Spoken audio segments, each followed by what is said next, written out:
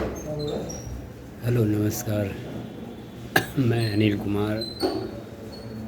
आज आज जो वो रह रही है मेरी पत्नी, आज अगर मैं कर्जा नहीं भरता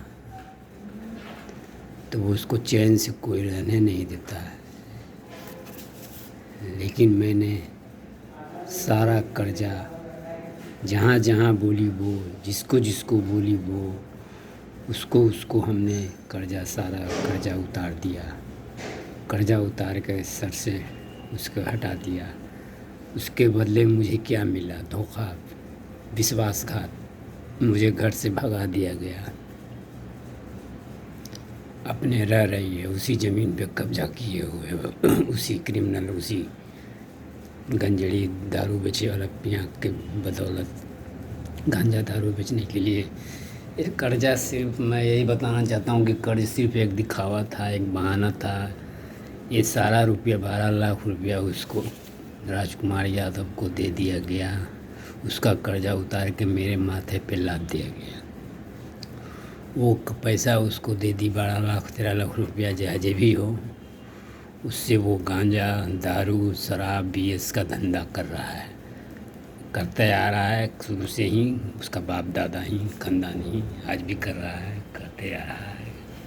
मेरा एक कर्ज सिर्फ एक दिखावा था। सारा पैसा उसी को दिया गया है। इसकी जानकारी है। इसको इंक्वायरी होना चाहिए, इसकी जांच पड़ताल होना चाहिए, इसकी जांच बैठाना है। मैं इस कानून से यही मदद मांगता हूँ, इसकी जांच हो, पड़ताल हो, उसका इंक्वायरी हो, पैसा गया कहाँ गया।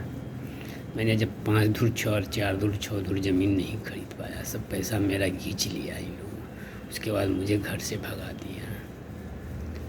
अब अपने ऐस मौत से रह रही है थाना में, तो उन्हें सगरों पैसा बिक रही है, को लड़ रही है केस। कहाँ से करकट ला के सब मेरा पैसा सब खींचे हुए, सब रखे हुए चुरा करके। मेरा एटीएम में पी के सो जाता था। मेरा बेटा को मैं बता दिया था एटीएम का पासवर्ड, राहुल को एटीएम निकाल करके उसकी मम्मी उसको भगा देता था। एटीएम से पैसा निकाल निकाल लेता था। जब मैं देखा पासबुक को अप टू डेट करवाया तो देखा मैंने खाली एक लाइन से 10,000 करके निकला हुआ है। मैं सोचा कि कौन निकाला है इतना पैसा। फिर एक बार मैंने 3 लाख रुपया निकाल के लाया था ज़मीन का एग्रीमेंट करने के लिए सिटी में। उसमें से क्या किया, मैं थोड़ा बहुत पी था, तब पी के सो गया था। तब क्या किया, वो 70-80 हज़ार रुपया उसमें से गायब कर दी। कैसे पी के गिरा दे लाहौत कहीं। हम कहें कि कैसे होगा, सब पैसा घर में है। 70-80 हज़ार रुपया गायब हो गया। उस समय 70-80 हज़ार रुपया गायब कर दिए।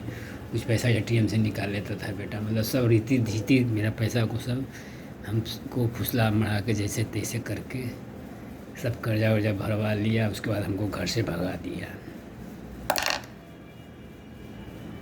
मैं इधर उधर का ठोकर दर बदर का खा रहा हूँ। ज़मीन मालिक ऊपर से 420 का केस किए हुए। मैंने क्या गुनाह किया है? मैंने क्या कसूर किया? मैंने टाइम के हिसाब से ज़मीन मालिक को 3 महीने के अंदर में मैंने खाली कर दिया। अब वो औरत जात बदचलन बदजात, उसको कितनों समझा रहा है, नहीं समझता। और दूसरे के बहकावा में केस मुकदमा कर रहा है। एगो रखे हुए है गंजेड़ी भंगेड़ी दारू बेचे वाला, यादव के चक्कर में पड़ल है। उसको बकावा में, वो वकील है, वकील के बकावा में रह रहा है। उसी के बकावा में अपना केस कैले है। जब वो केसे ही करना था, केसे लड़ना था, तो क्यों हमसे वो कर्जा भरवाया? वो जिसमें ईडीडी बन के 19,20,000 रुपये मेरे अकाउंट में आता उस समय बोलती तब मैं बबलू जी को वही पैसा रिटर्न कर देता। बाकी रह जाता 1,80,000 देने के लिए। फिर मैं वो 1,80,000 धीरे धीरे करके बबलू जी को दे देता।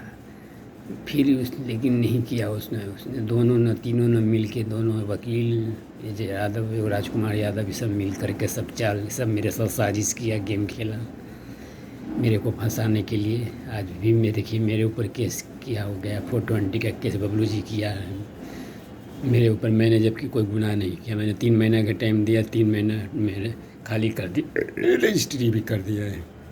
हमको यहाँ तक कि सब कोई मरबो किया।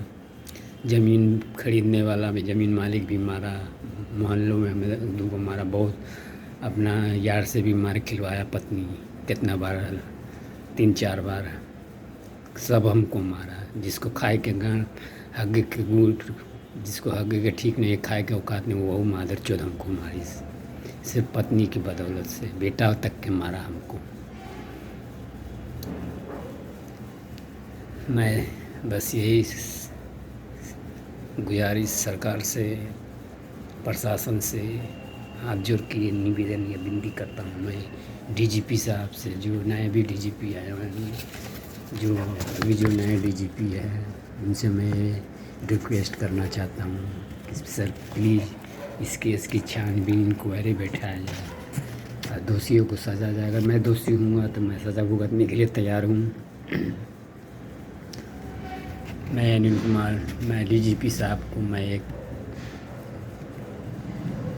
चिट्ठी पत्र लिख के व्हाट्सएप किया था। मैं उसको पढ़ के मैं फिर से सुनाना चाहता हूँ डीजीपी साहब को। अभी तो डीजीपी शायद गुप्तेश्वर साहब बदले हो गए, नया है, पता नहीं है मेरे को, लेकिन मैं बता देता हूँ। मैं कानून से मदद मांगने की उम्मीद रखता हूँ। मैं हाथ जोड़ के कानून से मदद की उम्मीद मांग रहा हूँ। मैं कृपया कर मुझे मेरी हेल्प किया जाए, मेरी मदद किया जाए, मेरी जान की रक्षा हिफाजत किया जाए। जय माता। मैं अनिल कुमार, पिता स्वर्गीय राधामोहन मिश्र, पता दक्षिणी चंदमाई road, Azad Nagar road, number 1 का निवासी, थाना कंकरवा, पटना, पोस्ट लोहिया नगर। मैं अनिल कुमार अपने पूरे होश हवास में ये बयान दे रहा हूँ। मेरी पत्नी सुनीता देवी का नाजायज़ संबंध राजकुमार यादव के साथ है। ये 4 साल से हमें इन दोनों मिलकर लोन दिलाने के चक्कर में हमें बेवकूफ़ बनाती रही और उल्टा कर्ज मेरे सर पे लाद दिया। 12 लाख रुपया कर्ज हो गया। मैंने अपनी पत्नी के सहयोग से ही बबलू कुमार जी से ज़मीन 21 लाख में बेचा। एग्रीमेंट जब हुआ तो 80,000 रुपया मेरी पत्नी के हाथ में मिला। उसने भी एग्रीमेंट पे साइन, मेरी पत्नी ने भी किया एग्रीमेंट पे साइन। जब रजिस्ट्री करने के समय आया तो उससे पूछा गया कि रजिस्ट्री करने चलेगी, लेकिन वो बोला है, वो टाल मटोल करने लगी कि नहीं जाएंगे। वो चाहती थी कि बबलू जी को नोटिस दिए थी कि वो चाहती थी कि मेरे अकाउंट में डीडी बना के दिया जाए। वो वकील के द्वारा, विनय कुमार वकील जो उसका है यादव, जो राजकुमार यादव का वकील विनय कुमार द्वारा वो लिख करके बबलू जी को नोटिस दिया कि सुनीता देवी के नाम पे ड्राफ्ट बना करके ज़मीन का निबंधन करा ले। ये लोग चक्कर में था कि पैसा हम अपना अकाउंट में डालें और हम लोग लेके फ्री हो जाएं। ऐसा कैसे होता? मेरे नाम पे ज़मीन था, जब तक मैं साइन नहीं करता जब तक हो नहीं सकता था। मगर इन लोग के मन में मुँह काला मन में था, दिल में झूठ छल कपट था, नियत साफ नहीं था इन लोग का। इसलिए इन लोग ने अपना पति की बात न सुन के यार की बात सुना, उस वकील की बात सुन के नोटिस दिया, कहा कि मेरे अकाउंट में रुपया डालिए तब मैं रजिस्ट्री करूँगा। बबलू जी को कहा, लेकिन बबलू जी ने कहा कि नहीं, डीडी जिस बन चुका है अनिल कुमार से, जिसके नाम से ज़मीन होता उसके नाम से डीडी बनता सर। बबलू जी ने बोला डीडी बन चुका ऑलरेडी, 31 जनवरी तक रजिस्ट्री करना है। इसी बीच में हमको जेल भी भिजवा दी, दारू के चक्कर में पटिशन भी डलवा दी। बबलू जी ने ही हमें जेल से छुड़ाया। उसके बाद जेल से छूट कर मैं ज़मीन को रजिस्ट्री किया। मेरे अकाउंट 10 मिनट में रुपया सब आ गया, सब रुपया आ गया सारा। मुझसे कर्जा भी भरवा ली। जब उसी समय कह देती कि नहीं हमको कर्जा नहीं भरना, हमको सारा पैसा बबलू जी को रिटर्न कर दीजिए, तो हम बबलू जी को सारा पैसा रिटर्न कर देते हैं। लेकिन ये औरत ने उस यादव, राजकुमार यादव ने, दोनों मिलकर षड्यंत्र रचा। वकील तीनों मिल के षड्यंत्र रचा, एक वकील भी है इसमें शामिल है। तीनों मिल के षड्यंत्र रचा। फंसेगा तो ये लड़का ना फंसेगा। मुझसे सारा कर्जा ये लोग तीनों मिल के भरवा लिया। सारा कर्जा जितना था 12-13 लाख रुपया हमने कर्जा भरा है। कुछ पैसा ये लोग चोरी भी कर लिया मेरे पॉकेट से, मेरे घर में से, अकाउंट में से। मेरे ATM से निकाल लेता था मेरा बेटा, मेरे घर में लाता था पैसा। एक बार ज़मीन एग्रीमेंट करने के लिए एक जगह देखा थे पटना सिटी में 6 दूर ज़मीन, तो मैंने निकाल के 3 लाख रुपया लाया था। उसमें से भी 1-1.5 लाख रुपया गायब कर दिया था ये लोग। से ATM से का पासपोर्ट बता दिया था बड़ा बेटा को, वो भी निकाल के पी के मैं सो जाता था कभी कभार, तो निकाल के ATM से निकाल लेता था। लेकिन इन लोग के मन में छल कपट था कि फंसेगा तो ही न फंसेगा, जाएगा तो जेल ही न जाएगा। सही बात है, फंसेंगे तो हम न। मैं यही सरकार से, प्रशासन से यही रिक्वेस्ट करना चाहता हूँ कि please please please help me, मेरी हेल्प कीजिए। मैं बेगुनाह बेकसूर हूँ। मुझे फंसाया जा रहा है एक साजिश के तहत। मैंने 1 रुपया भी खाया नहीं, बर्बाद नहीं किया, मैंने सब कर्जा भरा। कुछ पैसा जो बचा, जो इलाज में 1 लाख रुपया मेरे ऊपर खर्चा हुआ इलाज में, वो मानता हूँ मैं, जिसकी बदौलत मैं आज जिंदा हूँ। बस यही प्रशासन से, सरकार से मैं यही गुजारिश चाहता हूँ कि दोषियों को सज़ा मिले, पापियों को सज़ा दें। अगर मैं एक गुनहगार हूँ, मैं अगर गुनाह किया हो तो मैं सज़ा भुगतने के लिए तैयार हूँ। इस केस की छानबीन होकर मैं चाहता हूँ इस केस की छानबीन हो, इंक्वायरी बैठाया जाए, इसकी जांच पड़ताल किया जाए। अगर मैं दोषी पाऊँगा, मैं उसको सज़ा भुगतने के लिए तैयार हूँ। लोग कहते हैं भगवान किसी का घर बसा दो, मगर किसी का घर बर्बाद मत करना। लेकिन उस पापी ने मेरा घर बर्बाद कर दिया।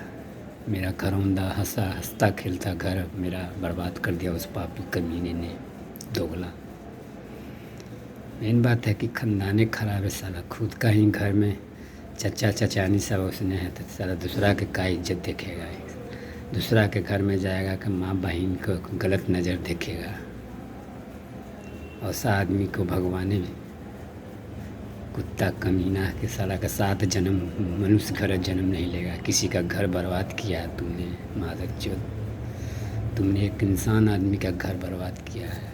हंसता खेलता बाल बच्चेदार आदमी, 3 बच्चा है मेरा, सबको तुमने मुझसे दूर कर दिया, कमीने दोगले। इसकी सज़ा तुझे भगवान ज़रूर देगा। ये नवरात्रा का समय है, माँ दुर्गा माँ काली जरूर तुझे सज़ा देगा। मुझसे भी बदतर ज़िंदगी भी गुजारेगा कुत्ते कमीने, तू जान लेना। किसी का घर बसा दो बेटा, मगर किसी का घर मत उजारो। भगवान ने कहा है गीता में। लेकिन तुमने हंसता खेलता घर बर्बाद कर दिया है। पर पापी अपने शौक़ के चलते, अपने मौज मस्ती के चलते, तुम पापी है पापी, इन दोनों को सज़ा भुगतना होगा। मैं कानून से यही मैं कानून से यही रिक्वेस्ट करता हूँ, SP, DGP, DSP, DGP, CM Nitish Kumar ji, चाहे डीजीपी साहब हो, चाहे एसपी हो, चाहे एसएसपी हो, इस केस की छानबीन हो, जांच पड़ताल हो, इंक्वायरी बैठाया जाए। मैं यही चाहता हूँ कि मुझे इंसाफ मिले, दोषियों को सज़ा मिले। आगे मैं आपको पढ़ के बताना चाहता हूँ। 80,000 से एग्रीमेंट हुआ। मेरी पत्नी ने के हाथ में पैसा मिला, एग्रीमेंट पर साइन भी किया उसने। जब रजिस्ट्री करने से समय में वो टाल मटोल करने लगी, नहीं गई। 19,20,000 का डीडी बना जो मेरे अकाउंट में आया। फिर मेरी पत्नी, उसका प्रेमी राजकुमार यादव ने मिलकर, और एक वकील भी है इसमें साजिश में शामिल, मिलकर हमसे सारा कर्जा भरवा लिया। 12-13 लाख रुपया, शायद 13 लाख रुपया हमने कर्जा भरवा लिया। हमसे घर भरवा करके भगा दिया हमें घर से। और जब मैं घर पे जाता हूँ तो बच्चे से मिलने के लिए तो मेरे साथ मारपीट किया जाता है। एक बार तो आदमी लगाकर हमें लाठी डंडे से बहुत मारा पीटा। मेरे आँख में चोट आएगा, जो पहले भी मैं आपको बता चुका हूँ, जिसकी वजह से मैं PMCH में भर्ती हो गया था। फिर PMCH से मैंने केस दर्ज करवाया, वहाँ भी कोई जवाब नहीं मिला है, ना कोई इंक्वायरी नहीं हुआ। अंदर ही अंदर राजकुमार यादव ने बेल करवा लिया। उसका एक वकील है जिसका नाम विनय कुमार है। ये तीनों मिलकर हमें बर्बाद कर दिया। मेरी बर्बादी में इन तीनों कहाँ थे? आज भी हमें जान का खतरा बना रहता है कि न जाने कब सब कोई लगा हुआ है मुझे मारने के चक्कर में। किसको मार देंगे तो ज़मीन हमरा हो जाएगा, बबलू जी फंस जाएगा। इसलिए चाहता है कि इसी को मारवा दो। मेरे पीछे बहुत आदमी लगाए हुए मारने के लिए। मैं इधर से उधर बचा के चलता हूँ। विनय कुमार, ये तीनों मिलकर हमें बर्बाद कर दिया है। मेरी बर्बादी में इन तीनों कहाँ थे? आज भी हमें जान का खतरा है। मेरी पत्नी कहती है तुमको तो जान मरवा दे। मेरी पत्नी बोलती है। मेरे पीछे गुंडा सेट किए हुए आदमी लगाए हुए, हमारी जान को खतरा है। सर प्लीज़ मेरी मदद कीजिए। और मैं एक बात कहना चाहता हूँ, जब मैं घर छोड़कर गया तब डिप्रेशन में मैं मतलब आ गया। 6 महीना तक मैं डिप्रेशन में रहा। इसकी वजह से मैं शराब बहुत ज़्यादा पीने लगा, जिसकी वजह से मैं बीमार हो गया। मेरे पेट में दर्द होना शुरू हुआ, पथरी हो गया कहता, जिसके कारण मैं अस्पताल में भर्ती हो गया, त्रिदेव हॉस्पिटल में सिपारा के पास। वहाँ ऑपरेशन हुआ।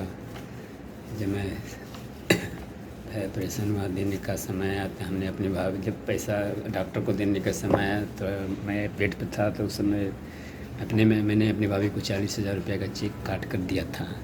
और जब मैं बेड पे था तक मैं कहाँ से पैसा ला सकता था? तो मैं, कोई भी आदमी किसी के वो भी चेक काट के दे सकता है कि भाई ले आइए पैसा अकाउंट से, डॉक्टर को देना है। तो मैंने भाभी को नाम पे चेक काट के 40,000 का दिया कि ले आइए डॉक्टर साहब को देना है। भाभी ने ले आ करके दिया था पैसा। उसके चलते भाभी को भी बदनाम कर दी, वो हरामजादी।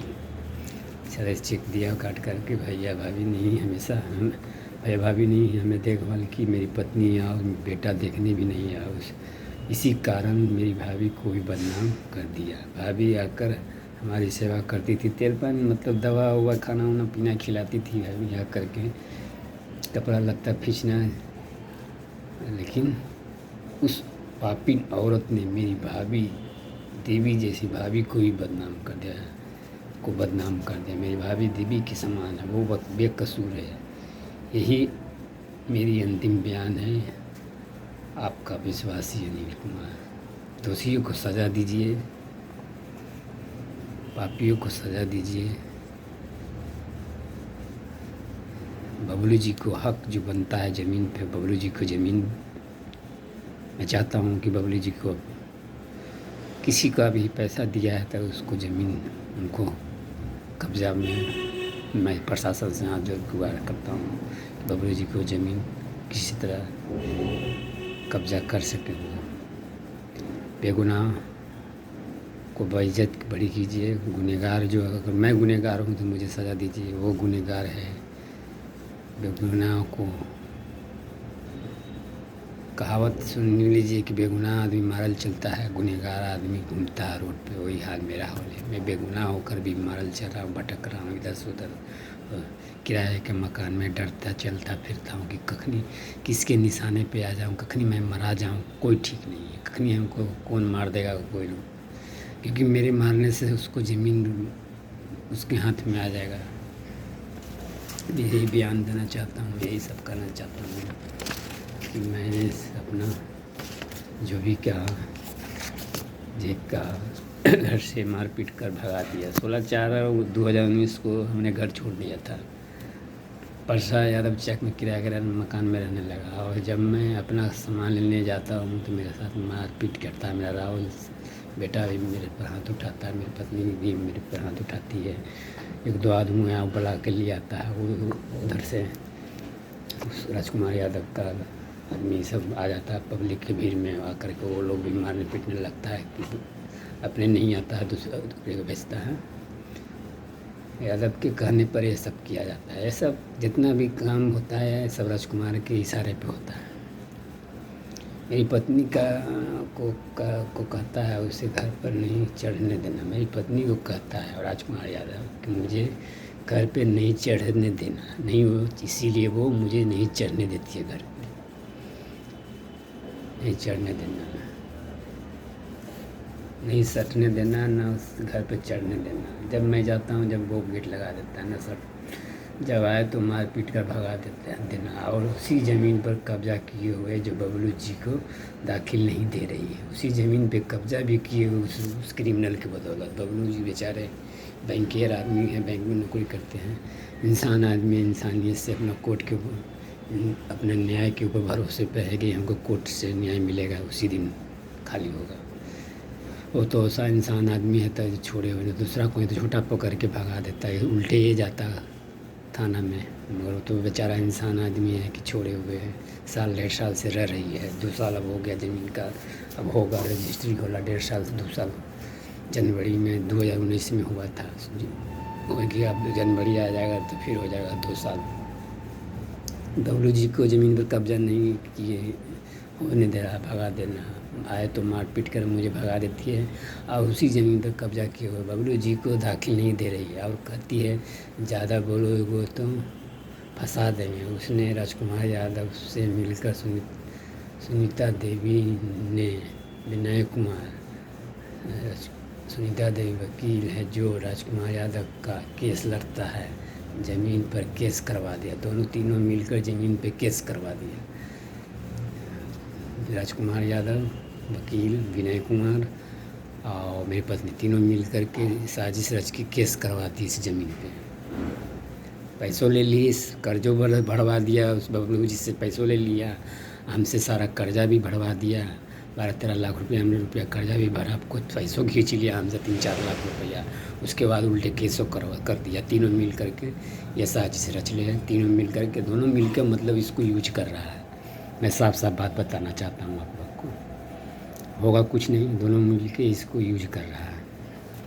दोनों को औरत नहीं है, एक औरत के तलाक दिले को कुमारे साल भर हुए है।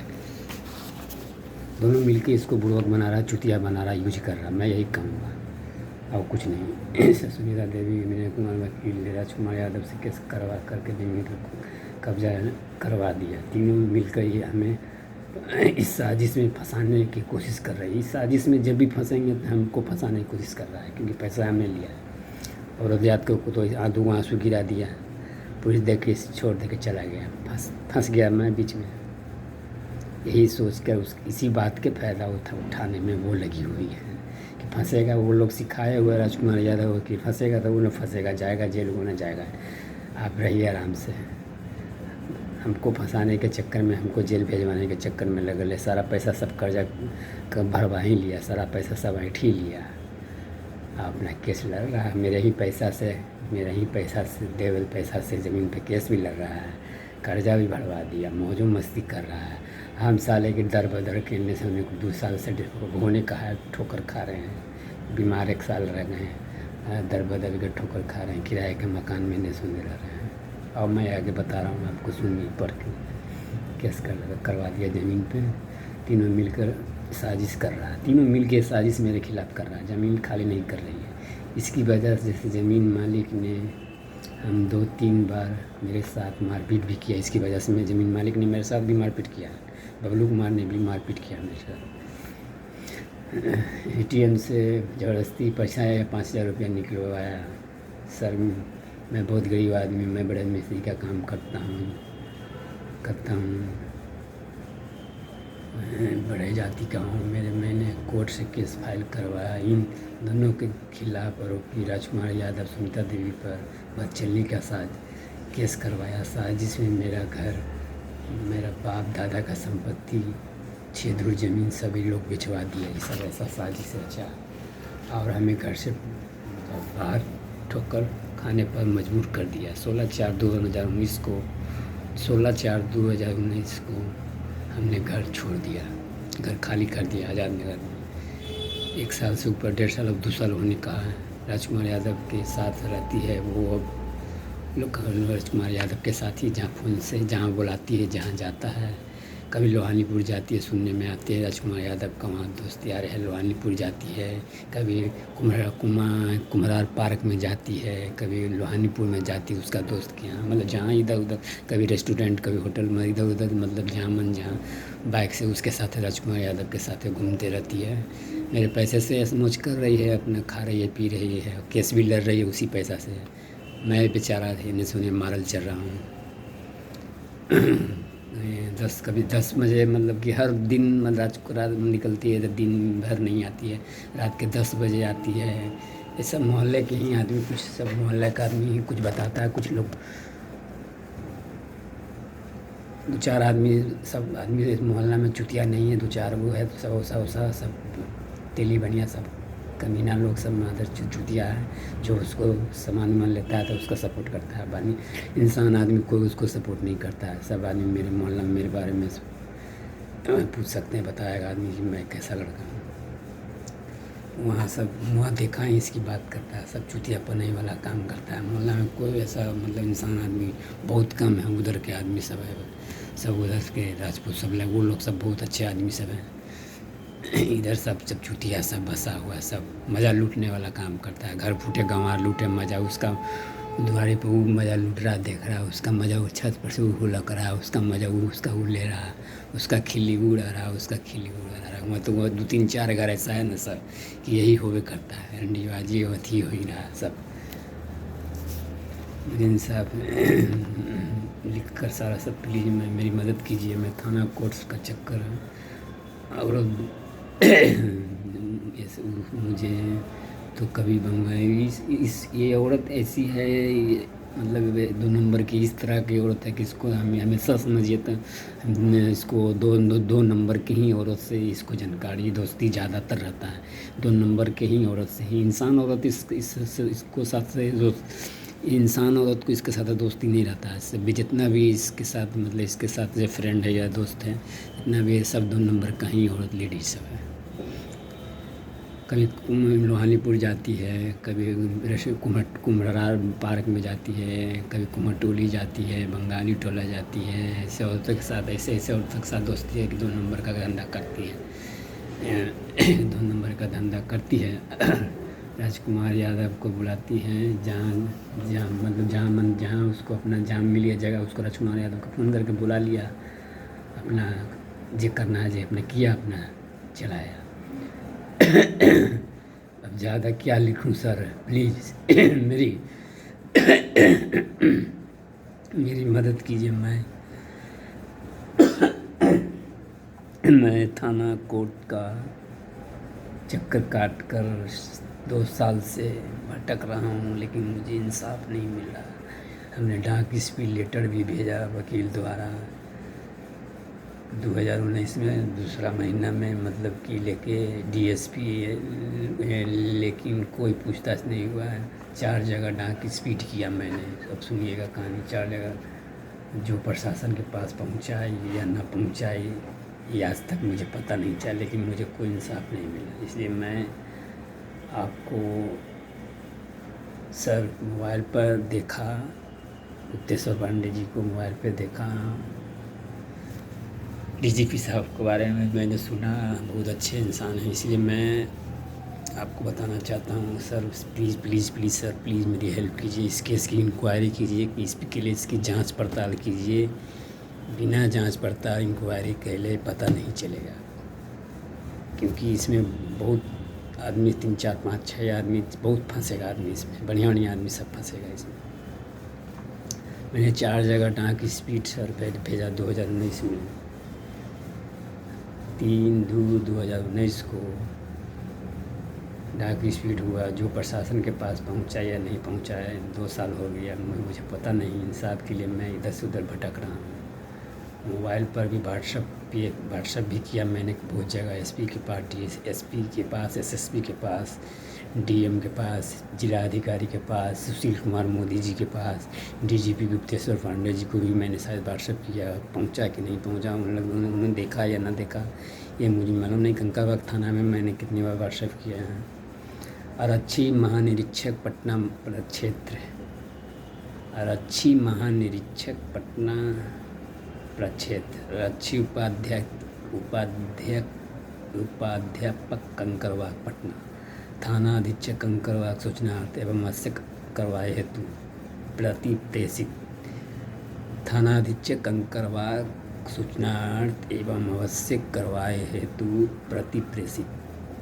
आरक्षी उपाध्याय कंकरबाग पटना, थाना अधीक्षक कंकरबाग का सूचनार्थ आरक्षी महानिरीक्षक के पास, जिलाधिकारी, एसपी, डीएसपी, डीएम, मतलब सभी जगह मैंने मतलब कि डाक स्पीड कर करके कोर्ट से केस फाइल किया। पीएनसीएस से भी कुछ ना हुआ, कोर्ट से केस फाइल किया। आज तक मेरे इंसाफ के लिए मैं भटकता रहा।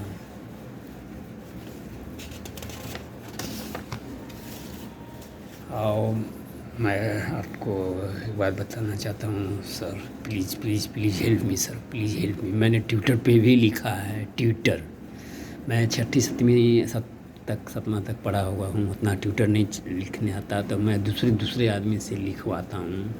मैंने ट्विटर पे लिखा है, ट्विटर को मेरा चेक किया जाए, पढ़ा जाए, लिखा समझ, उसको मैं विनती करता हूँ आप लोग से। ट्विटर पे देखिए मेरा लिखा हुआ है, मेरी स्टोरी, मेरी जीवन पर आधारित कहानी सब मैंने ट्विटर पे लिख करके सभी जगह ट्वीट किया है मैंने, सभी जगह व्हाट्सएप किया भी मैंने, सभी कागज़ पत्तल को एसपी, डीएसपी, डीजीपी, गांधी मैदान थाना, कंकड़बाग थाना, कोतावली थाना, SP, DSP, SSP, DGP,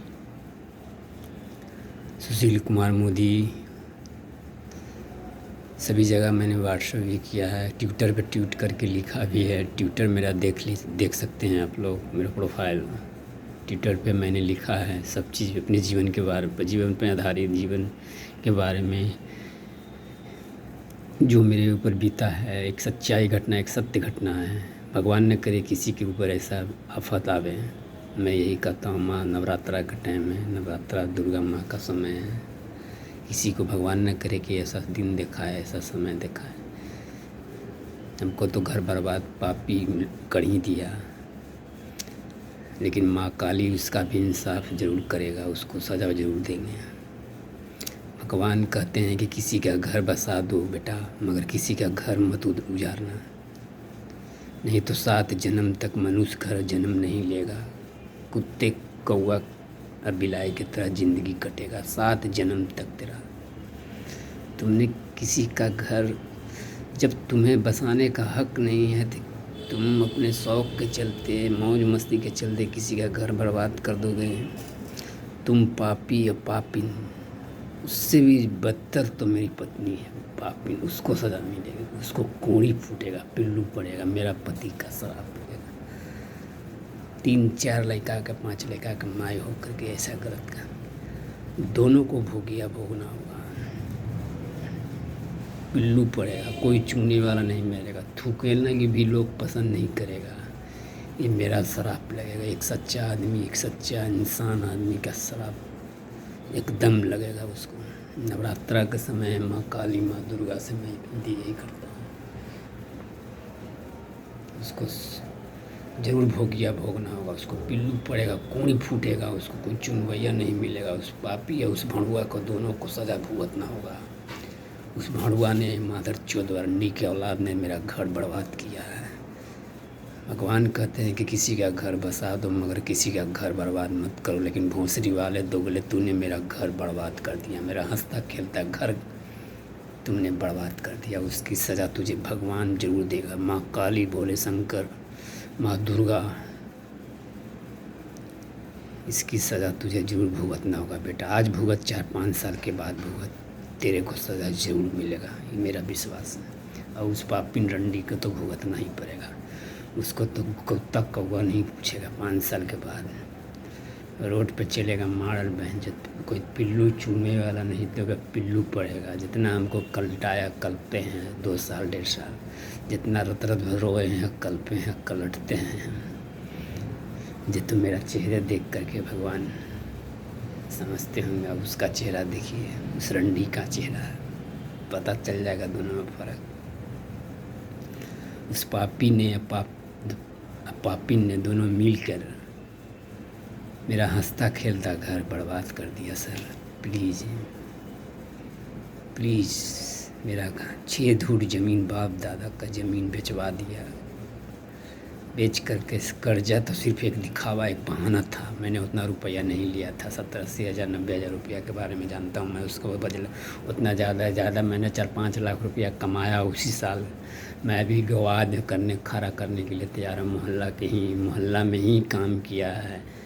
Bhagavat नगर में 1.5-2 लाख रुपया का काम किया। खेमनी चक में 80-90 हज़ार रुपये का काम किया। मोहल्ले में आज़ाद नगर रोड नंबर 1 में ही 70-80 हज़ार रुपये का काम किया। एक जगह मास्टर साहब करके 50 हज़ार रुपये का, धनंजय संजय के यहाँ काम किया 20-30 हज़ार रुपये का। कुमारटोली में 30-40 हज़ार रुपये का काम किया है मैंने। दुकान से इतना कमाई हुआ है, मतलब 5-6 लाख रुपया तो खुद हमने कमाया 17-18 में।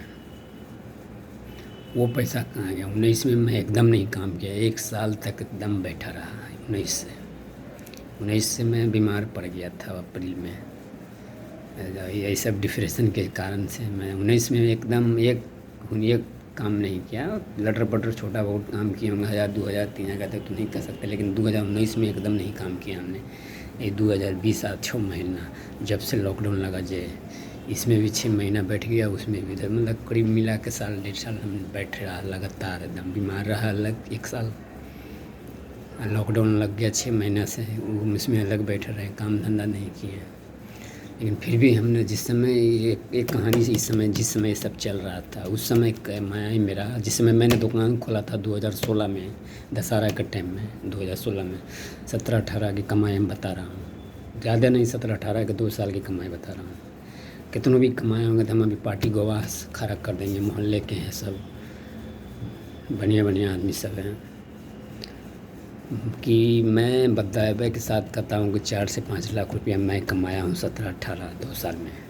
19 तो कदम नहीं काम किया मैंने, यही सब कच कुछ लड़ाई झगड़ा में रह गया, डिप्रेशन में 2000 में बीमार पड़ गया। 19 में तो कुछ नहीं किया, 6 में भी इधर 6 महीना 2020 में भी कुछ नहीं किया, मगर 17-18 में 16 में दशहरा में मैंने दुकान खोला था, दशहरा के टाइम में 10वां महीना में 17-18 को अच्छा कमाई चला। 17-18 में ही पिंटू भैया के, संजय सिंह के मकान में भागवत नगर में काम किया था, 1.5-2 लाख रुपया के वहाँ से कमाए। बाकरगंज के फिर जो है पाल जी, अच्छा सानू जो खेमनी चक में, हनुमान नगर में उनका दुकान है, खेमनी चक में मकान, उनके यहाँ 70-80 हज़ार रुपये के काम किया है। उसका गवाह भी मेरा साला है, मेरा भतीजा है, यहाँ काम किया है। यहाँ भी संजय भैया है, छोटू संजय भैया, पिंटू भैया है, उनके यहाँ काम किया, 2 लाख रुपया का काम से काम, 4 तला तक के सारा मकान टोटल मिला के, मतलब 17-18 में 2 साल में हमने काम किया होगा तो 5 लाख से कम नहीं काम किया होगा, ऊपर ही काम किया होगा। अब सोचिए कि मेरा 5 लाख रुपया कमाई कहाँ गया। अब फिर ये कर्जा कहाँ से हो गया 13 लाख रुपया, वो पैसा कहाँ किसको दिया। तो वो कर्ज एक सिर्फ एक दिखावा था, एक बहाना था, हमसे साइन करवाया जाता था, हम सिर्फ साइन के लिए चल जाते थे। वो पैसा लेके क्या करती थी नहीं करते थे, हम पूछा भी, हमने एक मर्द देखा उसको देते हुए पैसा 70-80 हज़ार रुपया था। हमने पूछा, अरे किसका इस पैसा इस काहे ले दे रहा है, मीटिंग वाला